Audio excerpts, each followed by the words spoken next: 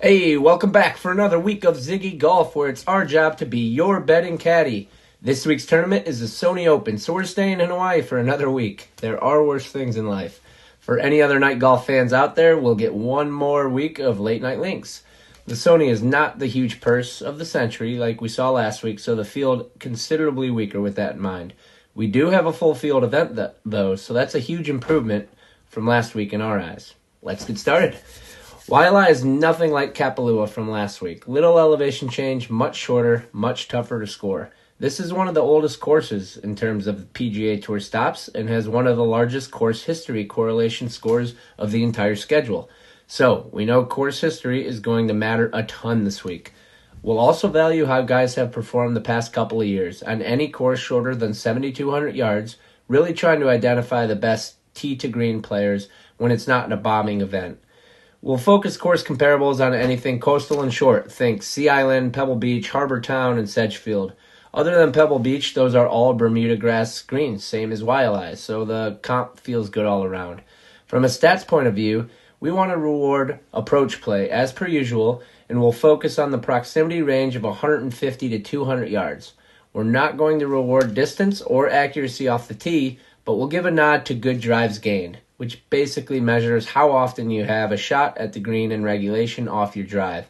Think balance between distance and accuracy.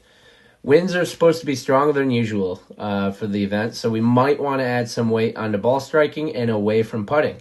We are torn on that because of how important putting has been historically here, likely best to go for a balance.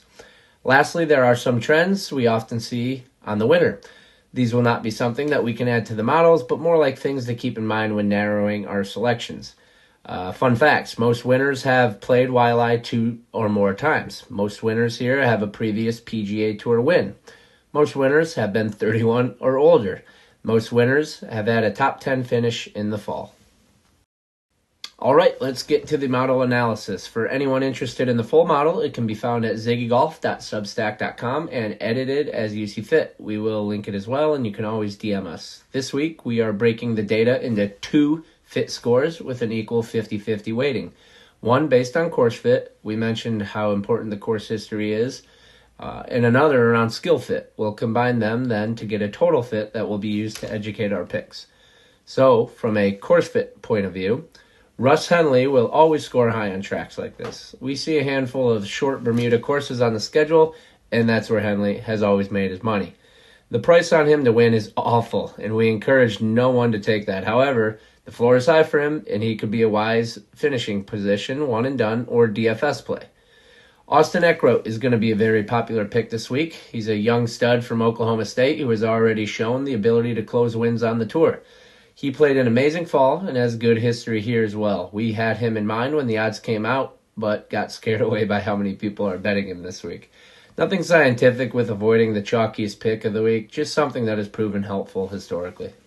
From a skill point of view, Eckroat again finished his high in the chart. More evidence he will be a decent play. Again, just chalky is all get out.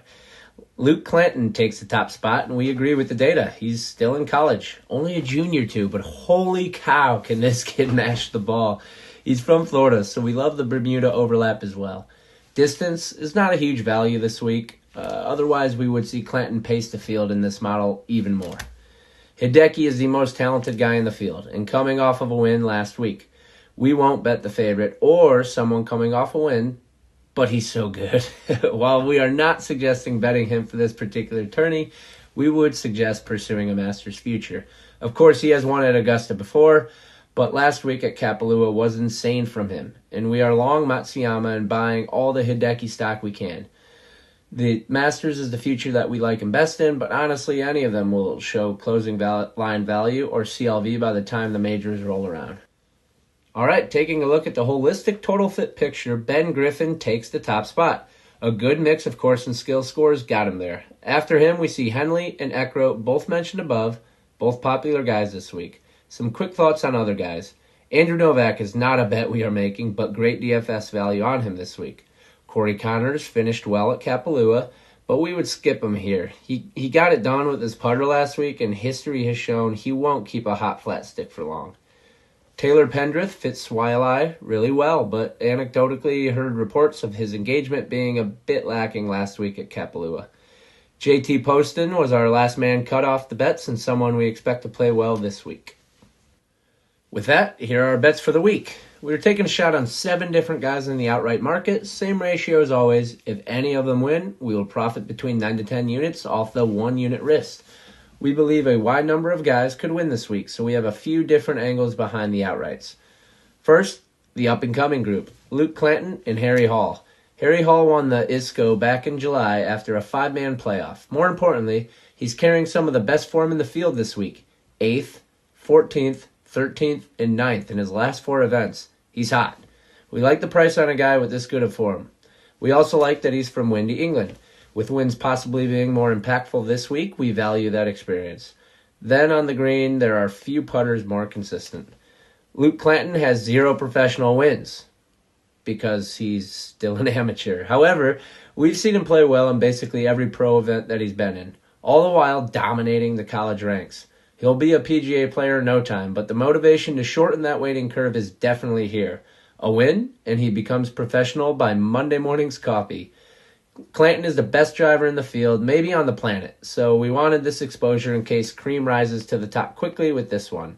Clanton's around 45 to 1, and Hall should be priced around 60 to 1, both fair in our eyes. The next group is the experienced dogs. That's Billy Horschel, Harris English, and Emiliano Grillo.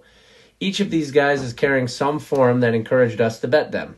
More than that, they are all seasoned winners on the PGA Tour and fit this course in terms of skill and experience. The prices we are seeing on them reflect the momentum of other guys like McNeely, Benyon, Taylor Pendrith, but we would argue that our pack of 3 has just as much win equity as those much shorter on the board. Billy and English also are historically good Bermuda putters. While Grillo is not a great putter, he has shown spike weeks on Bermuda throughout his career and has gained in 5 of his 8 trips here, including during a 7th place finish last year. Billy and English can be found at 75 to 1, while Grillo can be found at a hilariously long 175 to 1 odds. The next group is losers with a shot, Ben Griffin and Eric Cole. Statistically, Griffin and Cole have been 2 of the better guys on tour the past year and a half. Cole won Rookie of the Year as a 30-something rookie who grinded his way through mini tours to get his shot.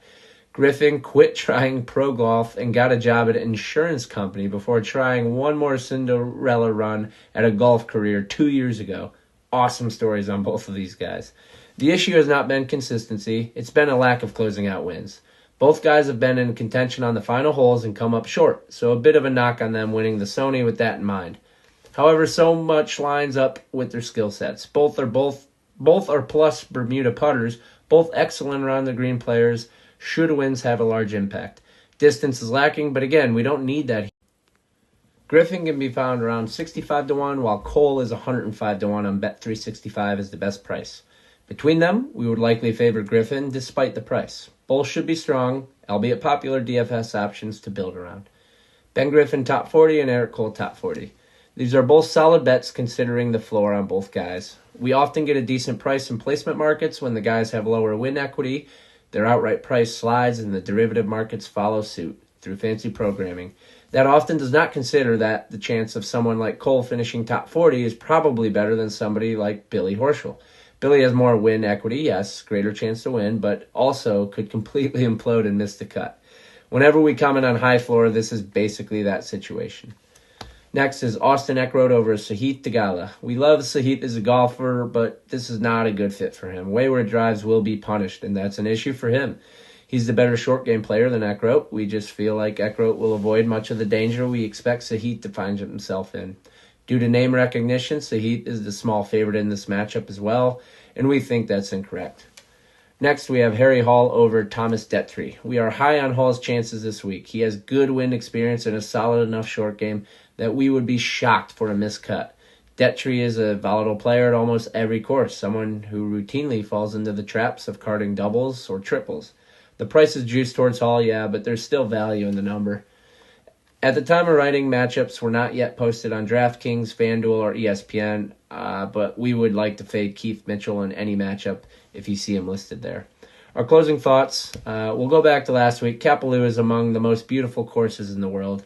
Not just on the pro golf schedule either. The views and shots over canyons are video game material and could resemble holes from the TGL. Shout out.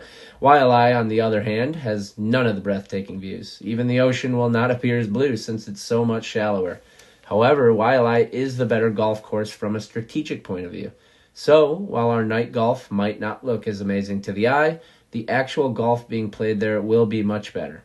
Guys will face challenging shots, worse than bogey will be carded by many, and we can start to see real PGA golf in the coming months, if we squint a little bit. We like all types of golf, but come on, 35 under, bring the challenge. That will do it. If anyone has any questions on our plays, the model, or anything else in golf, please visit ziggygolf.substack.com and ask a question. We'll reply very quickly. You can also follow us and DM us. And as always, best of luck with all your bets this week.